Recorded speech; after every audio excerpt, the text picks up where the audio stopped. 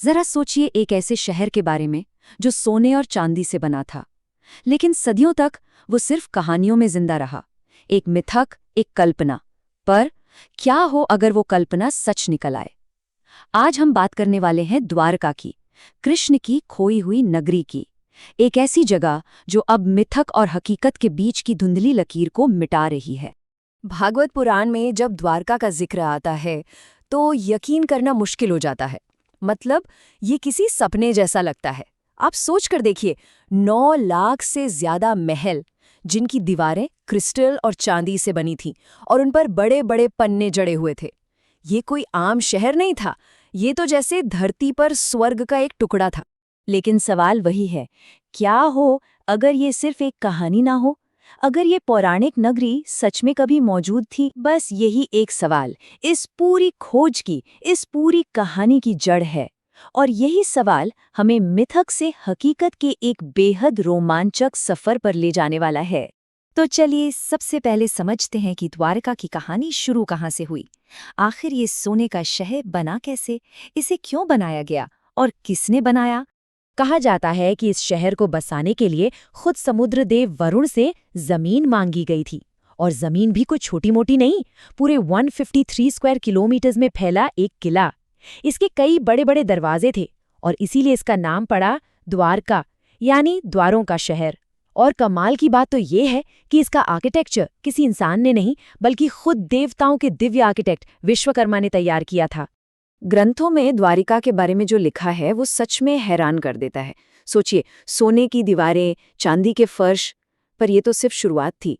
वहां पर एक बहुत ही एडवांस्ड बंदरगाह था, ट्रेड के लिए स्पेशल डॉक्स थे, सिंचाई और पानी सप्लाई का इतना बेहतरीन सिस्टम था जिसके बारे में उस जमाने में कोई सोच भी नहीं सकता था। मतलब ये शहर हर तरह से पूरी तरह से सेल्फ सफिशिएंट था, अपने आप में एक पूरी दुनिया। लेकिन कहते हैं ना, हर अच्छी कहानी में एक मोड़ आता है। जहां कुछ बनता है वहां विनाश भी कहीं ना कहीं इंतजार कर रहा होता है। और अब द्वारका की कहानी में भी एक ऐसा ही नाटकीय मोड़ आने वाला था। एक ऐसा मोड़ जो इसके विनाशकारी और रहस्यमयी अंत की नींव रखेगा। द्वारका का अंत 2 श्रापों से जुड़ा है। पहला श्राप था गांधारी का।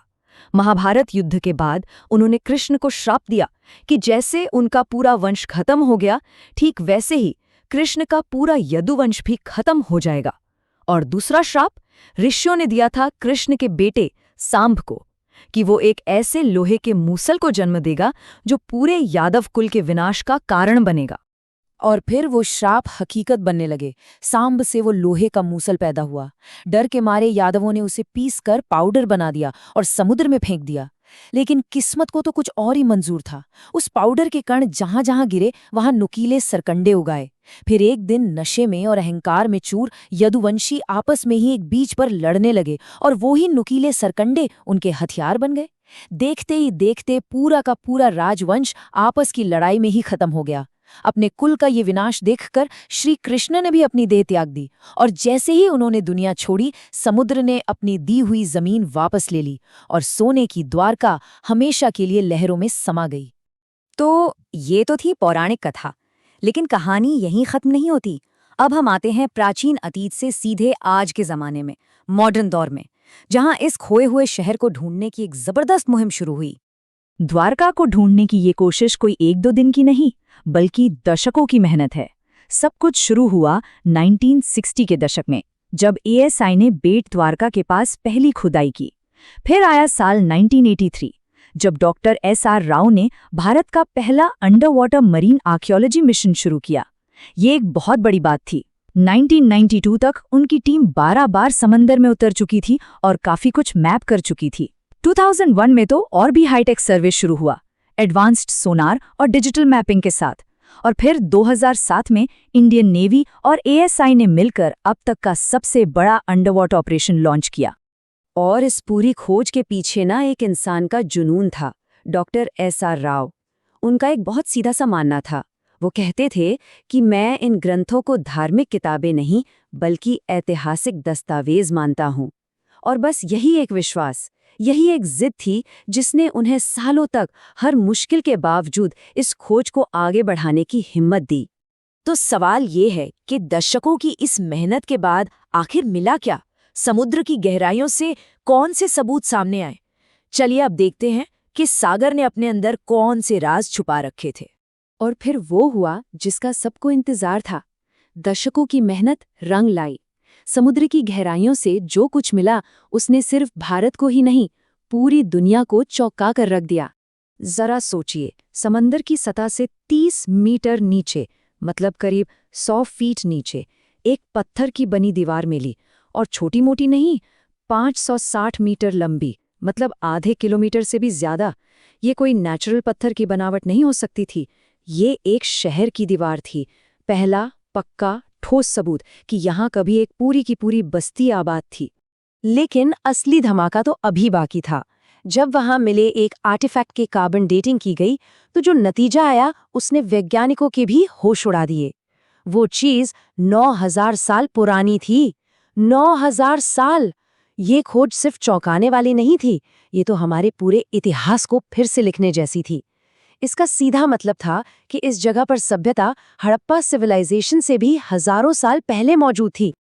और ये सिर्फ एक अकेली चीज नहीं थी। वहां से 30 से ज्यादा बड़े बड़े पत्थर के खंभे मिले, 3 छेद वाले तिकोने पत्थर के एंकर मिले जो उस जमाने के जहाज इस्तेमाल करते थे। पुरानी मुहरें मिलीं जिन पर कुछ लिखा हुआ था, लोहा और पीतल की चीजें, मिट्टी के बर्तन, और सबसे बड़ी बात, एक पूरी तरह से प्लान करके बसाए गए शहर की नींव मिली, और एक पूरा का पूरा प्राचीन बंदरगाह, सब कुछ वैसा ही जैसा ग्रंथों में बताया गया था। तो सबूत तो मिल गए, पर अब एक और बड़ा सवाल खड़ा हो गया। इतना एडवांस्ड शहर आखिर डूबा कैसे, वो भी अचानक? अच्छा, अब इस सवाल के ना 2 जवाब मिलते हैं, एक पौराणिक और दूसरा वैज्ञानिक। पौराणिक कथा के हिसाब से जब भगवान कृष्ण ने देह त्यागी तो समुद्र देव ने अपनी दी हुई जमीन वापस ले ली। अब आते हैं साइंटिफिक थ्योरी पर। वैज्ञानिक डेटा ये बताता है कि आज से करीब 7000 साल पहले, मतलब 5000 BC के आसपास, समुद्र का लेवल अचानक और बहुत तेजी से बढ़ा था।